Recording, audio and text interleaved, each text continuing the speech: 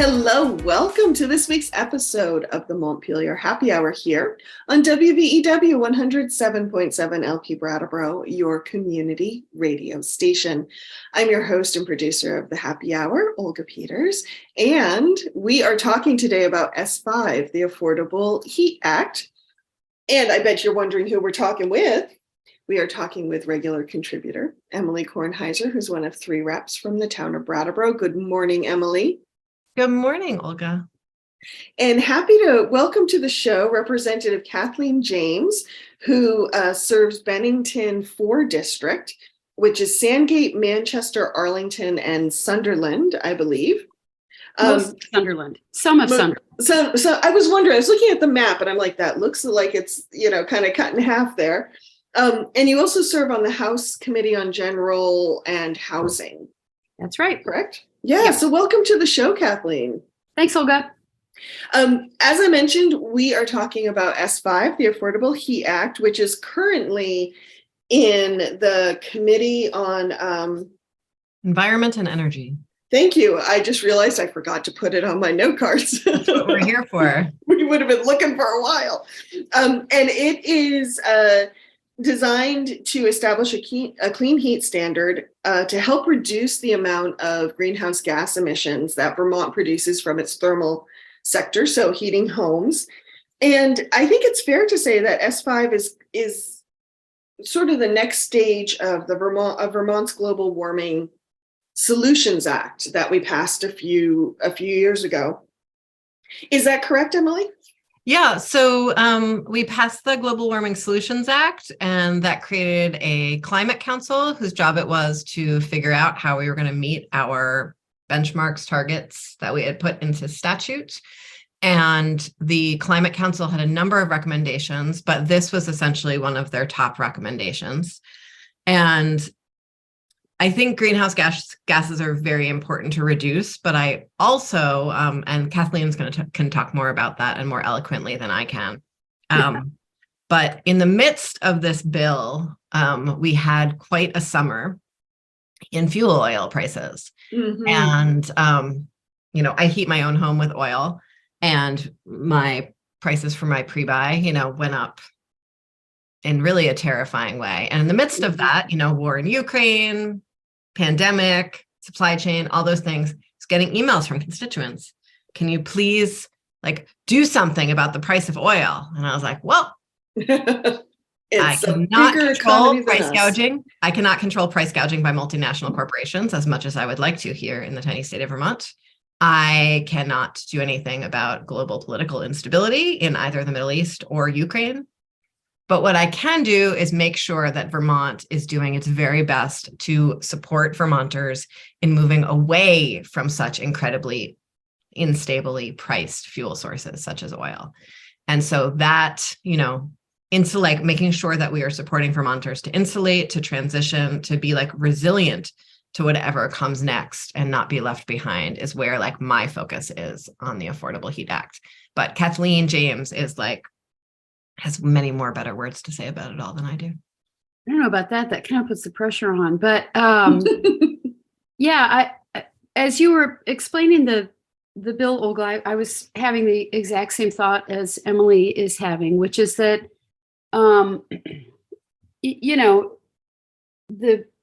the main impetus behind the clean heat standard or the affordable heat standard is, of course, to put in place a mechanism that will help Vermont reach its, now statutory mandated emissions reductions targets. So that's one of the whys behind the bill. But the most important why behind the bill, and when you read the bill, you'll see how much of it is dedicated to this larger and deeper and in some ways more profound economic shift that the world is undergoing right now. And so if you want to put this bill in context, I get emails from constituents from time to time saying, if Vermont reduced its emissions to zero tomorrow, it still wouldn't make, much of an impact on global climate change. And correct, and absolutely not the point. So when you think about when you think about the scope and scale and speed of the global shift that's happening right now away from fossil fuels toward renewable energy, that's a global market shift that is far, far beyond the scope of anything that Vermont can and will do. But Vermonters are going to pay the price for that. And they already are paying the price for that. So governments all over the world, including the United States, states, provinces, are all moving rapidly to transition away from fossil fuels in the face of, increasingly dire impacts. And anybody who's read the latest report from the UN knows that, things are starting to shift around the world, but we're facing some of our last chances to avoid some of the scariest impacts of climate change. And that's real. That's not something that's happening halfway around the world. We can see the weather changing here in Vermont with more severe and increasingly frequent storms and flooding. We can see the impact on our economy for example, the ski industry shifts, and there, a lot of important industries. It's just an easy example. We can watch, the impact on Vermonters' health and on public health as we see a rise in tick-borne illnesses. And so climate change is here.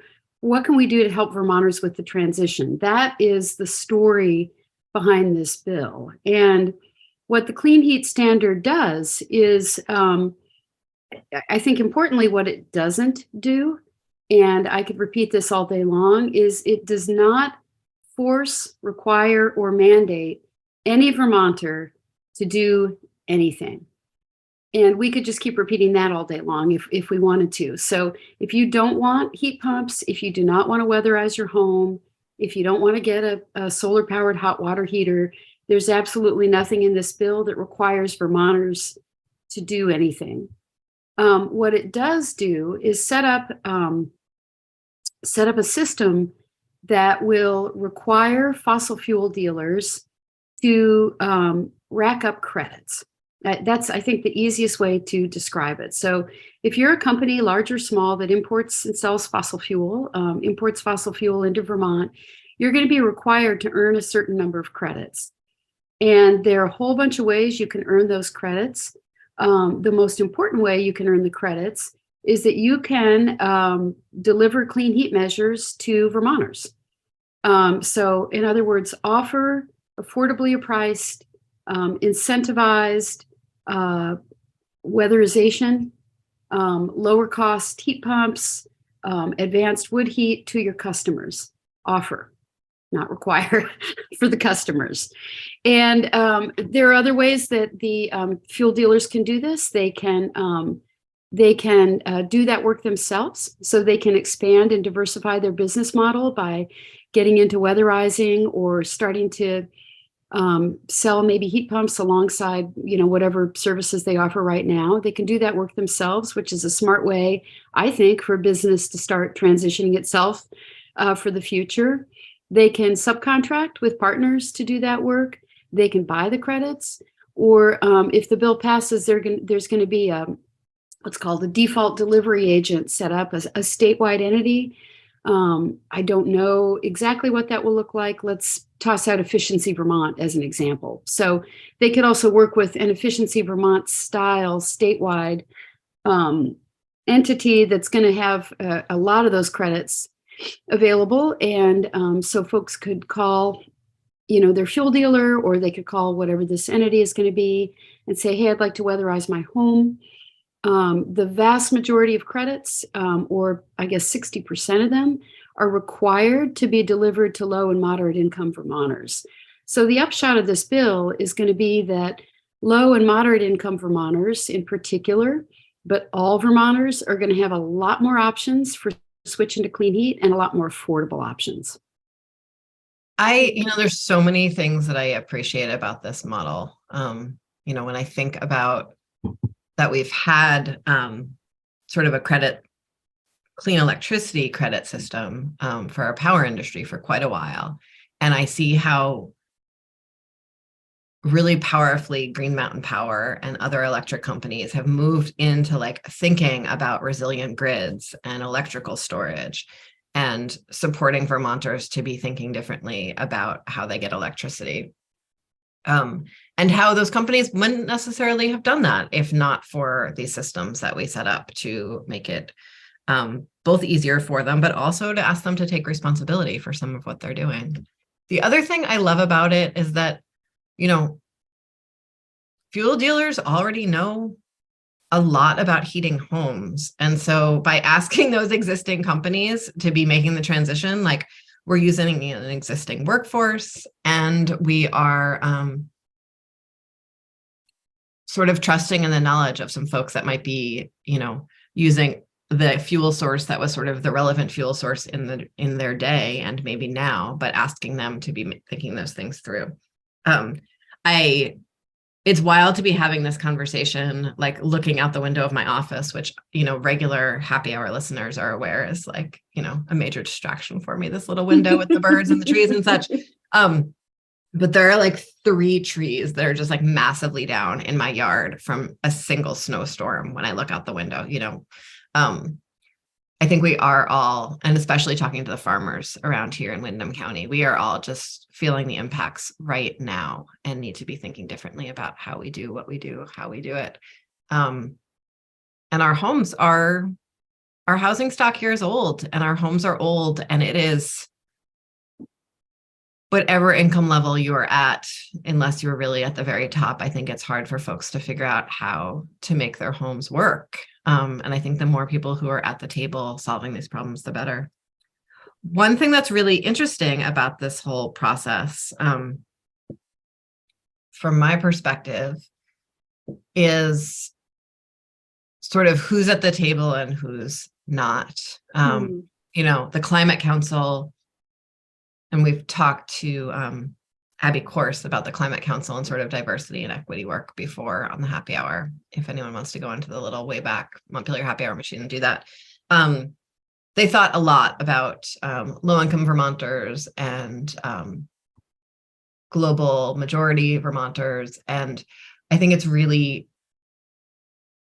interesting that like as this bill has evolved over all these years, the real interest on the part of the legislature to make sure that fuel dealers are part of the conversation, that like we know that people who work for fuel dealing companies are, our neighbors and they need jobs and, they can be part of the solution. And, all of those Olga, before we went on the show, you said you talked to your neighbors. You said at town meeting, like this was the major topic. Yeah. And a lot of the reason that this was the major topic at many town meetings is because almost everyone in Vermont has a fuel dealer. Yeah. And fuel dealers are putting lobbying material with like some pretty significant misinformation into all of their customer envelopes.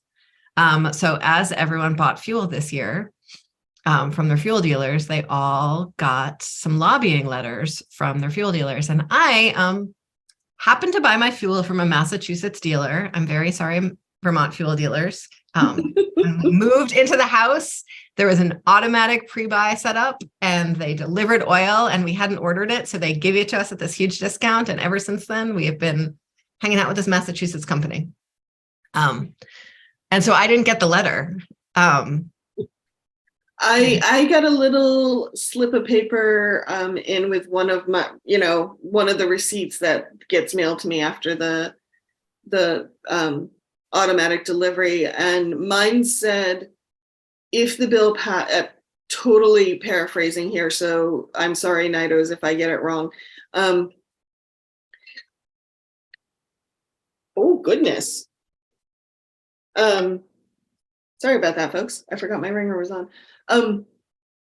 If the bill passes, it could add as much as 70 cents to a gallon of oil, which, as I understand it, came from a state source. It's not a source that Nidos made up, that 70 cents per gallon. Yeah, I'm happy to talk about that one a little bit. So I got the letter too. That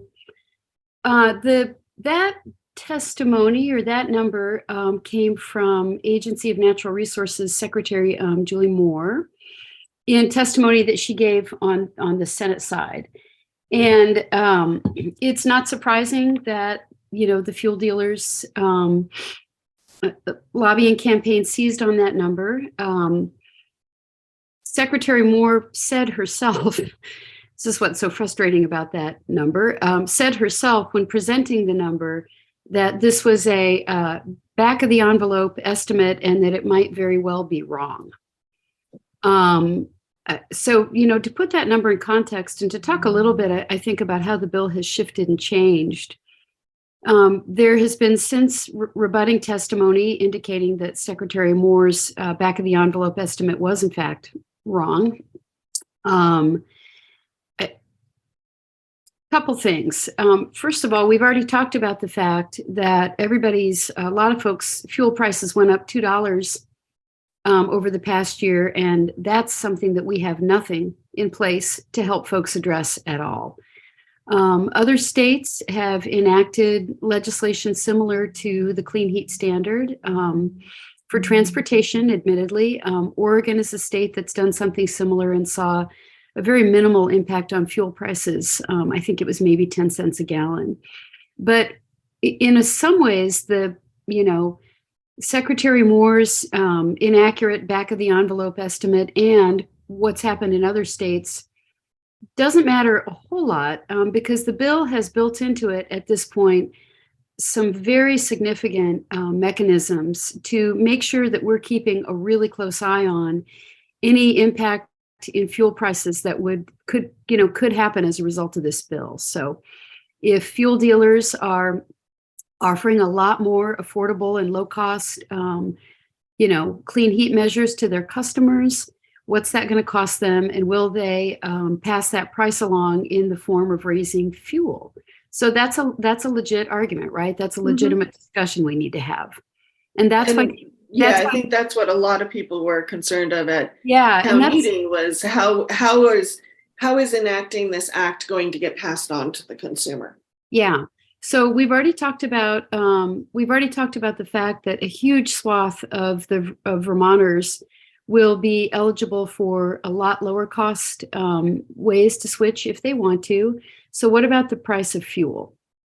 One thing that's built into the bill right now is a really robust check back mechanism. So what that includes is, I think, 2 or 3 significant reports back to the legislature, and then the whole thing will come back for a vote. So what I mean by that is, if this bill passes this year in 2023, the public and this is an unusual step. It doesn't usually work this way. The Public Utilities Commission will be required to spend the next 2 years basically designing and building the entire program, like writing all the rules, building the program from the ground up, right? So that will include a lot of public hearings. It will include public comment. Fuel dealers will be at the table for the design of those rules. Low income and moderate income folks are required to be, will be represented in all of those conversations. So everybody who's going to be impacted is going to be at the table to write those rules, and then plus the public hearings. That entire body of work, including these reports back to the legislature and a really Vermont specific cost benefit analysis. So exactly how will this impact fuel prices? What savings will Vermonters see? That is all going to come back to the legislature in January 2025. And the program won't go into effect until June 2025. AKA, the legislature has an entire session in which to modify the bill and give it a thumbs up or thumbs down. So when I hear that, Kathleen, when I hear that, I think, okay, that's really reassuring for some folks who are like freaked out by not knowing what the numbers are. And then I have a whole bunch of constituents who are freaked out that we're not acting fast enough. And so I want to sort of make sure that we're sharing both sides of this conversation, is that anything we do even if it goes into law immediately, always has a frustratingly long amount of time before anything can be implemented, because people need to actually do the work to make it happen. So, we passed the child tax credit. It took a year before people started getting the tax credit. And that's just like, money, right? Like, we create a new program. Sometimes it takes 2 years before that gets off the ground, even though the law goes into effect immediately. And so what I really, really like about this mechanism as it came out of the Senate is it like manages to actually have its cake and eat it too, right? We are absolutely accepting that like things take a little bit of time to get off the ground, even if they're effective immediately. And so we use all of that setup time to make sure that we're doing things the way we want to be doing them and to have that check back. So sometimes in the legislature, we just create studies and then we study the thing and then the thing comes back to us and then we decide if we want to make a law or not. And that's great, but sometimes it's like moving at this, slower than molasses. And then sometimes we implement things and we don't have this check back in the middle, though we still have to wait 2 years for anything to really happen. And so I love that we used that like setup rulemaking period as a period of studying, because it really, I feel like, acknowledges the limitations of government and government speed while like making sure that we know what we are doing before we do it. And that's like, I love that.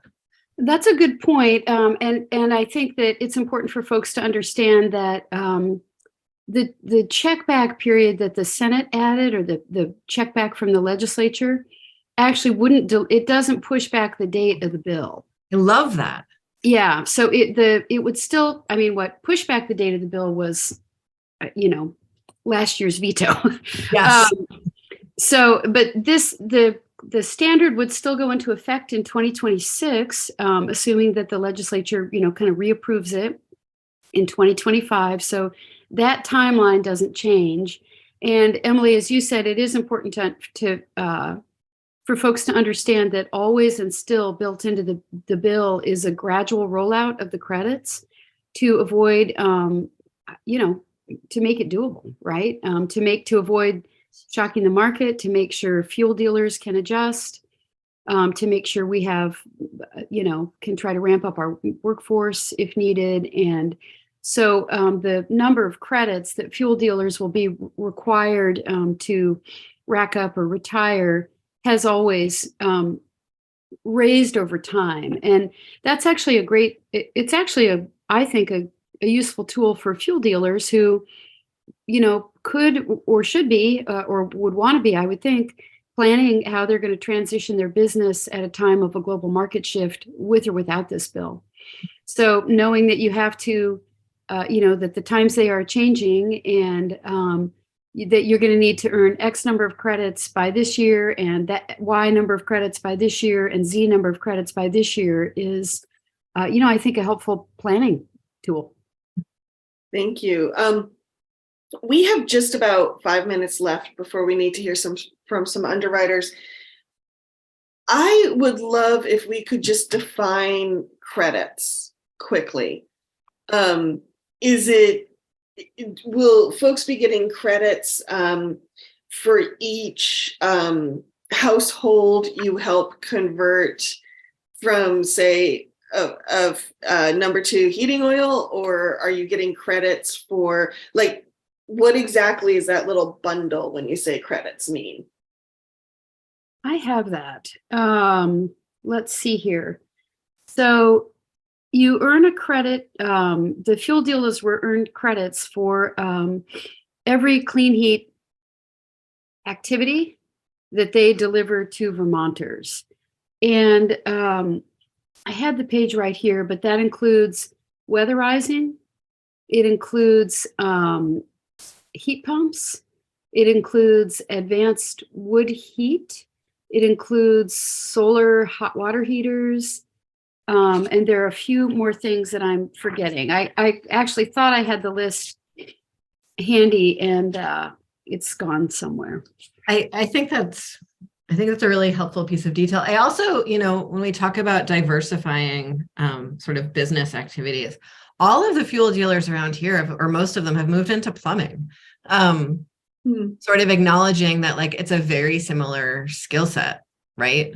You're dealing with pipes and people who deal with pipes. And so it's been really interesting to sort of see that happen as the trades in Vermont have shifted and the expertise needed for the trades has shifted. And people's expectations about sort of more stable employers has shifted, I think, a little bit.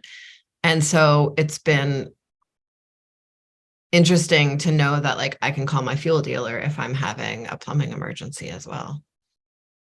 I found the list, and there was one thing that I think is so cool. I left off a few things, so it's a wide range of clean heat measures. But one thing, as the bill is currently structured, I hope this stays in there, is the replacement of a manufactured home with a high efficiency manufactured home. That's pretty cool. I noticed that, yes, Yeah. as someone who lives in a manufactured home. Yeah, and the credits are worth more if the measure is more sustainable, and we can talk about that when we come back, but that's based on life cycle emissions. Wonderful, thank you. Yes, and on that note, we are going to hear from some underwriters here on WVEW 107.7 LP Brattleboro, your community radio station. But stay tuned, Emily, Kathleen, and I will be right back. I was looking. Welcome back to the second half of the Montpelier Happy Hour here on WVEW 107.7 LP Brattleboro, your community radio station. If you're just joining us, I am your host, Olga Peters, and I'm speaking with Emily Kornheiser and Kathleen James, two representatives, about S5, the Affordable Heat. Sorry, I totally forgot. Heat Act. Thank you. Yeah. You can always find the happy hour on BCTV, as well as wherever you find your podcasts. If you are looking for us on stations other than WVEW. And Emily, what do we need to remind people? The views and opinions expressed here on the Montpelier Happy Hour are those of the host and the guests, respectively, and not the station, nor their employers, nor friends, nor kittens. Nor kittens who like to eat power.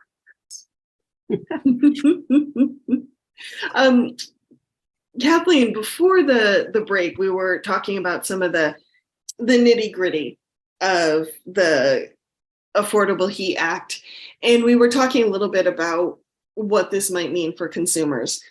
And I'd love if we could run through some scenarios that just to help people understand, like, okay, if they meant to go forward with, say, weatherization or a heat pump, what would that look like? And I realize the bill hasn't passed yet, so it could change, but at least the best information we have right now. Okay.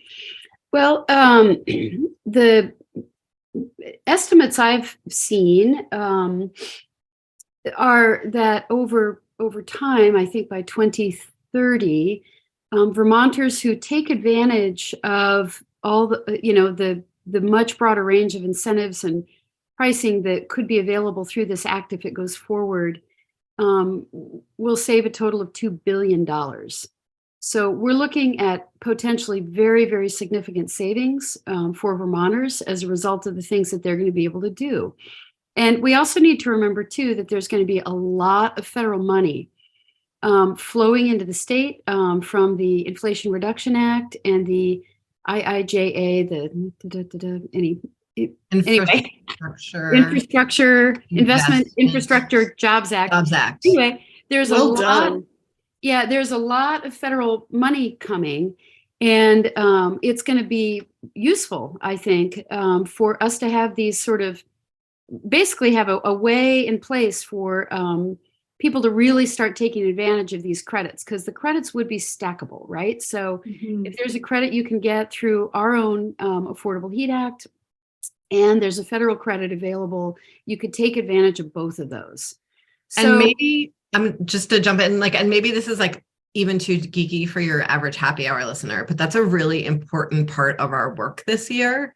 So in previous big, last few years, federal packages and federal spending, it's been very clear, like the feds send us money and we get to spend it however we want with a whole bunch of rules in place that we have to navigate. So not really however we want. And we've done that.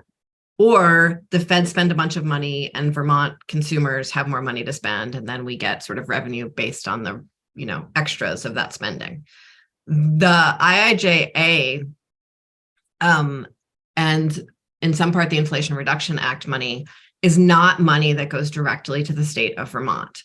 It is credits at the federal level. It is money going directly to Vermont businesses at the federal level. And so what that means is it's like this massive shaping tool for the next stage of our economy. But the policy levers that we as a Vermont legislature have are a little more one step removed. And so what we're thinking about is, are there places that we already have tax credits or incentives in place that we might now be wasting money because it's just a drop in the bucket? Or are there places like this where we want to have more tax credits or incentives in place in order to magnify the impacts of the federal activities? And so that's like a really interesting part of some of our committee's work this year, is to see how we can most create like higher magnitude impacts from these federal activities with our state level activities. That's why it's great to be on a panel with the chair of Ways and Means. I've got the Energy Action Network is a group that really specializes in sort of energy data and analysis. And they have created, they've got a really excellent FAQ on their website about the Affordable Heat Act. And question number 5, which I refer folks to all the time, really walks through some sort of scenarios about how this bill could impact Vermonters. So I'll just run you through a couple of them. So we've got the Anderson family. So the Anderson family, they're a low-income family, and they live in an apartment. And they pay their utilities bill for the apartment, but the property owner is responsible for the appliances. So their propane water heater dies. And this is like a worst case scenario that like so many Vermonters live in. Like, yeah, you are paying for the cost, but can't control the machinery. Right.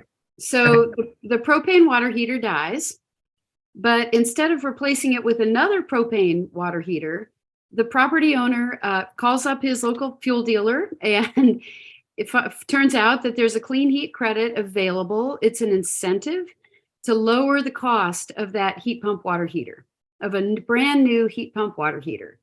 And it's now cheaper for him to buy a heat pump water heater than it is to install a new propane water heater. So he puts that in instead, and the Anderson family saves $500 a year on that cost to them. That's a and the landlord saves money on replacement for like machinery in their building. Right. So that's one example. Got another one if you want to do another one. Yeah, this is fun. Do they all have such silly names? The Bertrand family. I don't think Anderson is really not understanding what's silly about the Anderson family. Anyway, it's so generic. It's so generic that it's silly. Well, that's what I like about it.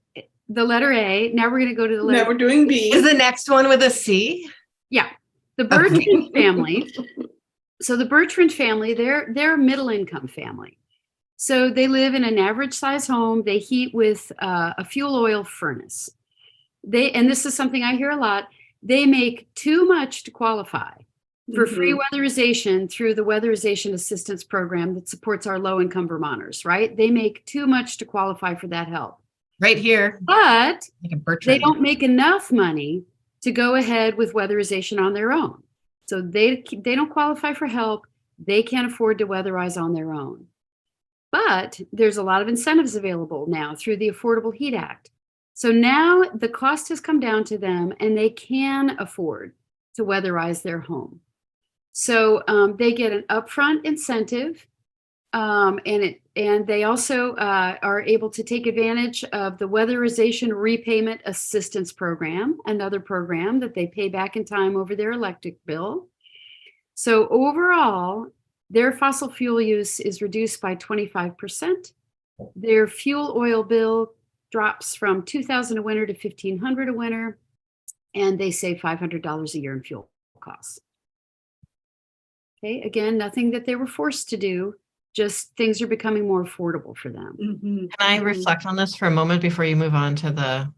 Yeah, I mean, we can do Family. more, or we can. No, I want to hear more. I love them, but one thing that I notice, and maybe is, I don't know if it's a feature or a bug or correlation or causation, what's happening here, but I noticed that both families save $500, but the impact of $500 for a lower income family is a lot more than the impact of $500 for a middle income family. And I think that's appropriate. Like, that's what a good progressively structured state program does. It makes sure that it's like setting its impacts where folks need it. So that might just be a coincidence and not a feature, but I like it so far. Continue on with the C family.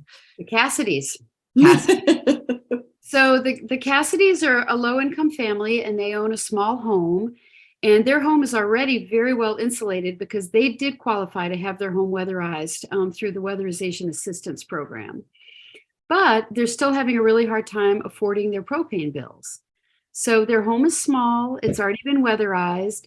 So their heating contractor let them know that they could heat their whole house efficiently with heat pumps while leaving their furnace in as a backup, which I think addresses some questions folks have about heat pumps. Right, So yep. they can leave their furnace in as a backup, but they can heat their whole home with heat pumps. They qualify for the incentives. They install the heat pumps. They save $1,000 a year in fuel oil. Sorry, propane. Nice. Cool. Okay. One other thing I've been thinking about, this is like, I'm telling like a lot of very self-centered stories this morning, and I don't know why, but That's okay. That's usually my job. So okay, great. So one thing about this idea that there's going to be sort of like the statewide partner working on this, and that my local fuel dealer will have these options available is, so, when the power went, I have this like very ancient wood stove in my basement that I don't understand why it's in my basement, but it's there. And it's like, my basement's like a basement. It's not like a fun recreational basement, but it's enough to sort of heat the house if you're willing to like put wood in it every 2 hours. And so when the power went out for the last 4 days, that's what we were doing to heat the house. And I was like, well, if this like ancient wood stove that clearly doesn't work that well can heat the whole house, it's possible that like a nice new fancy wood stove that doesn't like emit stinky smoke into the atmosphere would heat the house even better. And I know that there are some sort of incentive somewhere for swapping out my wood stove, because I've heard that in the legislature. Maybe I should look into this for my own house. And I went looking on the internet, and I've got to tell you, Kathleen James, I cannot figure out how much money it would cost me or how much money I would save to replace my like ancient wood stove that like hiccups smoky particulate into my community. And that's a big deal, because if Emily is so good at bureaucracy and navigating bureaucracy that if she can't find it, there is no hope for the rest of us. And so I feel very excited that like as part of this, in addition to, increasing incentives and increasing mechanisms, we're also just making it clearer and easier for folks to navigate the nightmare of some of these transitions. That is huge, because like I am not a housing, some of my friends are like really, it's Vermont. So some people are really into the building and the engineering and the clean whatever. And I am not, I'm just living in this house. And so it's so exciting to know that like there will be more systems in place to help me navigate all of this. Yeah. So how are We do the Diaz family? Yes. Yes. I can't wait for the Diaz And then family. I have a follow-up question. I'm That's also great. excited Well, for one slightly less white name. So go forth, Kathleen James. Well, I like the Diaz family because it's so easy. So they're middle income, and just 5 years ago, they had a brand new fuel oil boiler installed. So it's new, it's only 5 years old. They want to keep it. So they check out switching from fuel oil to biodiesel made from recycled restaurant oil. Because of the Affordable Heat Act, biodiesel is cheaper than fuel oil now. They keep their boiler, they pay less in fuel. Cool. That's good. That's good. I heard a number of comments at town meeting about folks who were like, but it's like 2 years old, my boiler. I don't want to have to replace it. They don't have to. Nice. Do anything. So So- since this is a systems change and we are asking fuel dealers to make this system change, how are we going to support them in making this systems change? That's a great question. I already mentioned one important thing, which is that the credit market will be ramping up, right, on a predictable basis. So they're going to know, I think the credits are to be set on a 10-year schedule, right? So it's not going to be like, okay, next year you need to earn, 10% more credits. They will know on a 10-year schedule. And that schedule, and I wish I could find this in the bill quickly, but there are a lot of check back and regulation mechanisms built into the bill. So there's a commission that's going to be set up, and I don't want to start frantically looking through my notes, but there's a commission that'll be set up at the very beginning that's going to be basically in charge of the credits. So publishing this schedule, checking to see how our workforce is doing and keeping pace, with the rollout, keeping a very, very close eye on the impact of the credits on the fuel market and pricing for the fuel market. And the fuel dealers are going to be strongly represented on that commission. So if fuel oil, I don't see anything in the bill right now that specifically, like 10 people to provide technical support to fuel dealers, but it might be that I just haven't seen that in the bill, or that would be part of future conversations if the fuel dealers are saying like, hey, we're really having a hard time navigating this. Well, and Thank you. Something else that I think is really important to name about supporting fuel dealers in this is like, this is what is happening in the world, right? And there have been so many conversations and so much research about like Vermont constantly being left behind in whatever's happening in the world, right? Because our businesses are so small and because we're so small. And occasionally that has benefited us as basically like the economy has looped around before and come back to us. But for the most part, that just means that we're often left behind and sort of subject to these national issues that we can't control. And so I think one of the pieces that I have been trying to work on, and I think so many, like along with so many of my colleagues like Kathleen, is that given that our businesses are so small, how can we at the state level be supporting businesses to make really important transitions they need to be making so that they aren't left behind in the global marketplace? And this is one of those places, like it supports sort of the business planning that all of our businesses are going to need to be making so that they're not left behind as multinationals make these shifts. The biggest investors right now in clean energy are like multinational oil corporations because they see the writing on the wall. And so like, why should our tiny little oil companies be left behind, or fuel dealers? Sorry, I'm on the oil side of the state. Kath, you're more on the gas side of the state, I guess.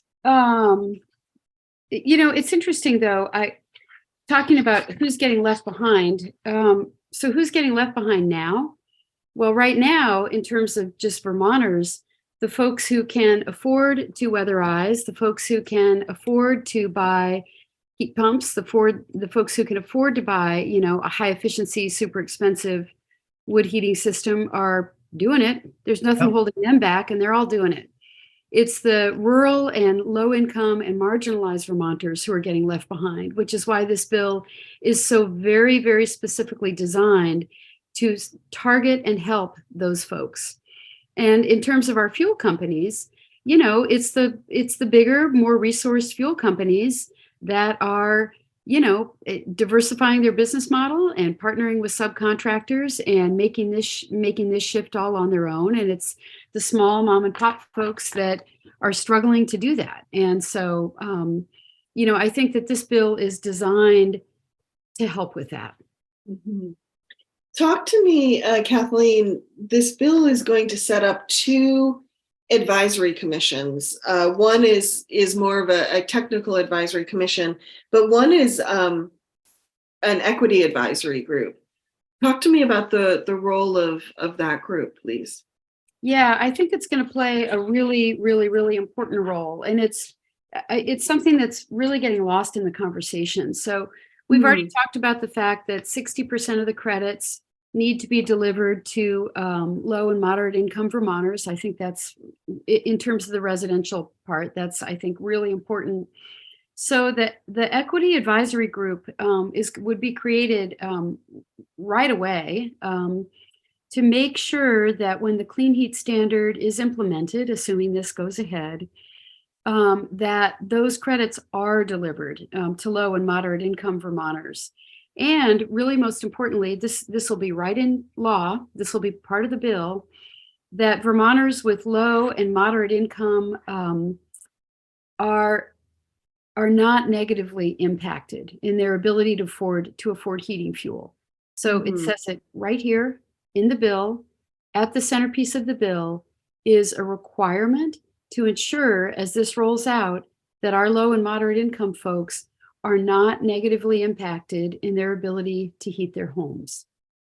And so this equity group is going to have to, it's going to include like a wide range of folks who are going to be appointed to it, including people with, lived experience. Fuel dealers will be on there, I believe. Sorry, I'm not looking at the list right now. But they're going to have to provide strategies for engaging low and moderate income Vermonters in the development of the program. So the voices are going to be at the table from the beginning. Assessing whether customers of low and moderate income really are being fairly served by this and how we might increase that equity. They're going to be in charge of identifying any actions we need to take to provide customers with better service and to mitigate any fuel price impacts that this bill might entail. Recommending additional programs. Rosie is super excited about this part of the bill. Recommending additional programs. I mean, the equity component of the bill is really, really significant. And it sounds like a model for other bills, even for other bills. Yeah. And sorry, I did find the list of folks who will be on this commission or the advisory group, which I think is really meaningful. So I know this is wonky, but I'm going to read it to you. So the Department of Public Service, DCF's Office of Economic Opportunity, the community action agencies. So over in my neck of the woods, that's Brock. Efficiency Vermont, individuals with who are with socioeconomically, racially, and geographically diverse backgrounds, renters, rental property owners, the Vermont Housing Finance Agency, and a member of the Fuel Dealers Association. So I think that's a promising equity group. And they're going to be required to make sure that if this goes into law and as it rolls out, that the way it's designed and the way it actually happens in the real world does not have the negative impact on folks that the fuel dealers are scaring people about right now. I just want to say, everybody has the right. This is a democracy, right? Everybody has the right to lobby on this bill.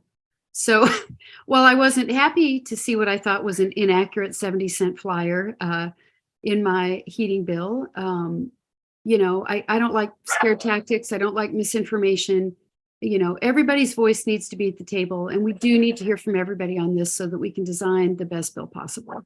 I totally agree with you. I think there's a lot to discuss about this bill. I think even using market mechanisms at all and cap and trade systems like we're using, there could be a lot of interesting debate about. But when we aren't using accurate information for these debates, as at my town meeting this week, some people were not using accurate information for debates around fairly tiny issues, and the record wasn't being corrected. And I think when we do that, it means that we don't have the space to actually be debating what is true and what does matter. And then we're really all losing out from that because those debates need to happen. I just want to make sure that we remind Happy Hour listeners how a bill becomes a law. So in a little schoolhouse break intermission here, before we close up, I want to be clear. This bill originated in the Senate. The Senate committee worked on it muchly. It went to the Senate Appropriations Committee where they amended it muchly. And then it went to the Senate floor where I believe there was perhaps another amendment on the floor. I'm not sure. And then it passed out of the Senate. It did that before a crossover deadline. And so the House is planning to pick it up. It got referred on first reading in the House to the Environment and Energy Committee in the House, where it will be debated again and muchly and likely amended because we all want to touch our little fingers all over everything all the time. And then it will again go to the Appropriations Committee in the House, where again, fingers will touch it. And then it will come to the House floor for debate, possible amendments. If it passes from the House floor, that will go to the governor. The governor will have the options of either signing it into law or vetoing it or letting it pass without his signature, which is something that does not happen in every state, fascinatingly enough. It's not an option in all states. In many states, not signing is a veto. It's considered a pocket veto. That's what a pocket veto is, in case anyone ever. Anyway, and then if the governor does veto it, which all signs point to yes on this one, then it would need to come back to the House and Senate for a possible veto override vote, where we would need to have a 2/3 vote in order to override that veto. In both the House and Senate, you cannot amend a bill during a veto override. I skipped the conference committee part, which I was going to say that was disturbing. You skipped the conference committee. I skipped the conference committee. I'm going to back up. Before it goes between if the House amends it and passes it, it has to go back to the Senate for them to either approve our amendments or offer further amendments. And that all has to be voted in the House or Senate. Likely, if those two bodies can come to agreement, it goes to a committee of conference where a few people from each side debate it all, come up with a new bill, and then that bill needs to be voted on in the House and Senate, but cannot be amended. And then it goes to all the governor stuff. So that was like a super failed Schoolhouse Rock. Sorry. So when all is said and done, assuming that assuming or estimating, or if there is a veto override, we're looking at June. Yes. And many people will have many conversations between now and then. Yeah. And then even if the bill passes, it will have a ramp up period. So it won't go into effect. Like we won't really see a lot of the changes until 2025? No, it would come back it would get all built out over the next 2 years with a detailed cost benefit analysis and a zillion reports back to the legislature. Okay, not a zillion, I think 3.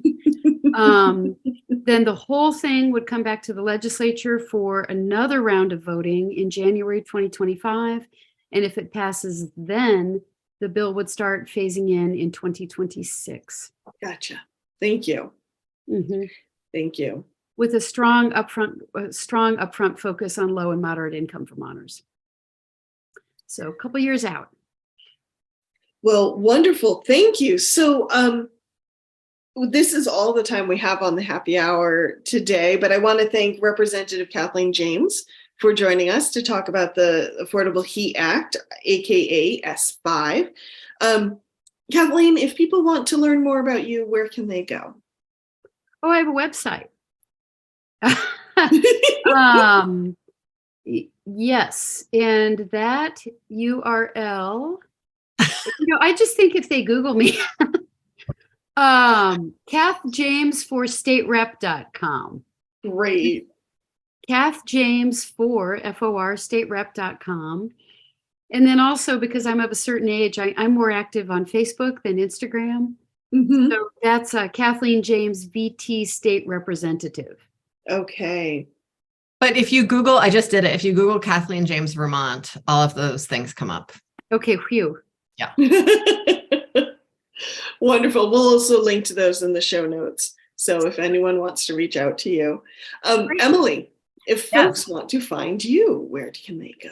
Folks can go to emilykornheiser.org to find my website and all of my social media, hooks, email, phone number, whatever works for you.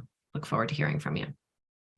Wonderful. Thank you. And as always, you can find the Montpelier Happy Hour every Friday at 2 p.m. on WVEW 107.7 LP Brattleboro, your community radio station, wherever you find your podcasts, as well as BCTV and thanks to BCTV, many of the PEG stations around Vermont. So everyone, have a wonderful weekend. Take care.